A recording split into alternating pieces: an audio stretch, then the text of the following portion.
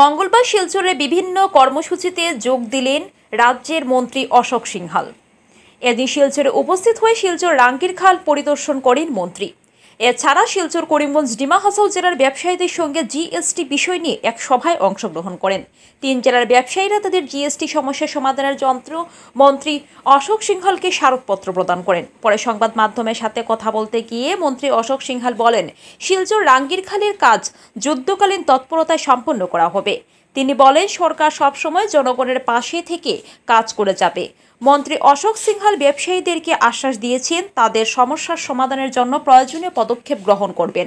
এতে উপস্থিত ছিলেন শিলচরের বিধায়ক দীপায়ন চক্রবর্তী, উধারবন্দের বিধায়ক মিহিরকান্তি সোম সহ 3 জেলার ব্যবসায়ীরা। Bureau report, daily Barak. আজি শিলচরত মুখ্যমন্ত্রী ডাঙরিয়ার নেতৃত্বত কেবিনেট আসাম কেবিনেটে যেটো কেবিনেট কমিটি বনাইছিলে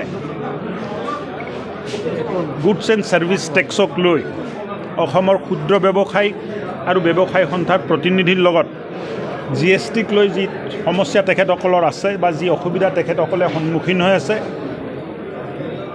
তাৰ ওপৰত গুৱাহাটী, বঙাইগাঁও, তেজপুৰ, শিলচৰ এই 4 জেগাত আমাৰ কনচাল্টেশ্যন হৈ গ'ল আৰু ব্যৱসায়ী, ক্ষুদ্ৰ ব্যৱসায়ী সন্থাৰ প্ৰতিনিধিসকলে তেখেতসকলে জিএছটিৰ যিটো সমস্যাৰ সন্মুখীন হৈ আছে বা যিটো নটিচৰ এটা অসুবিধাৰ লগত তেখেতসকলে মুখামুখি হৈ আছে তাৰ বুজ আমি ল'লোঁ আৰু অহা 10 দিনৰ ভিতৰত মুখ্যমন্ত্ৰী ডাঙৰীয়াক, অসম কেবিনেটক, অজন্তা বাইদেউ আৰু মই আমাৰ প্ৰতিবেদন ছাবমিট কৰিম আৰু মই ভাবোঁ যে বহুতখিনি সমস্যা মুখ্যমন্ত্রী ডাঙরিয়ার নেতৃত্বত আমি নিষ্পত্তি করব পারি।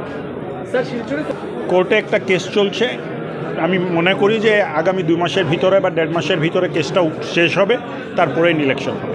আমরা কালকে দেখলাম যে করাপশন তো আজ না, বহুত দিন আগের থেকে চলছে, যুগ ধরে চলছে আর যুগ ধরে চলবে। কতটুকু আমরা মানে রাখাতে পারি সেটাই বড় ব্যাপার না। আরও কি থেকে যাবে না আপনাদের, মানে আরও এই বিষয়ে আপনাদের কোনো তদন্ত চলবে বা আটকানোর কোনো মানে সিজিএসটি তো তদন্ত আমরা করব না, মানে যেহেতু না এটা তো চলছেই না বাবা। স্টেট জিএসটিতেও তদন্ত চলছে, তো সব জায়গায় চলতে থাকে। রাঙ্গিরখাল গেছিলাম আমি, ওখানে একটা সমস্যা রয়েছে, শুধু কনস্ট্রাকশন করলে হবে না, ওকে ডিসিল্ট করতে হবে। যেগুলো জাবর জোথর ভিতরে আছে ওগুলো বাইর করতে হবে। আমি মনে করি যে ওটা বাইর করলে টাউনে কৃত্রিম মানে বানপানির সমস্যাটা কমবে। এটা কতদিনের মধ্যে হতে পারে কোনো এটা তো কথা বলবো এখন। বানিয়ে পাঠিয়েছিলেন 1.5 কোটি টাকা। হ্যাঁ, দেখবো, কথা বলবো ক্লিনিং করার জন্য। এরপর ডিসি সাহেবের সাথে আমার এক্সিকিউটিভ অফিসার, শিলচর মিউনিসিপ্যালিটি, স্থানীয় বিধায়ক দীপায়ন চক্রবর্তী সবাই বসে আমরা সার্কিট হাউসে আলাপ আলোচনা করব। আমরা দেখি সরকার এনক্রোচমেন্ট নিয়ে এত স্ট্রিক্ট কাজ করছে, কিন্তু শিলচরে এই সমস্যার সমাধান হচ্ছে না শুধুমাত্র এনক্রোচমেন্টের জন্য। আপনারা কেন স্ট্রিক্ট হচ্ছে না? এগুলো এনক্রোচ হয়ে রয়েছে, এটা লোকাল কিছু সমস্যা আছে, মানে কিছু করেছি, কিছু করতে হবে, যখন প্রয়োজন হবে করা যাবে। হ্যাঁ, শিলচরে মাস্টার ড্রেনেজ হবে নাকি? সব হবে, চিন্তা করেন না, চলুন।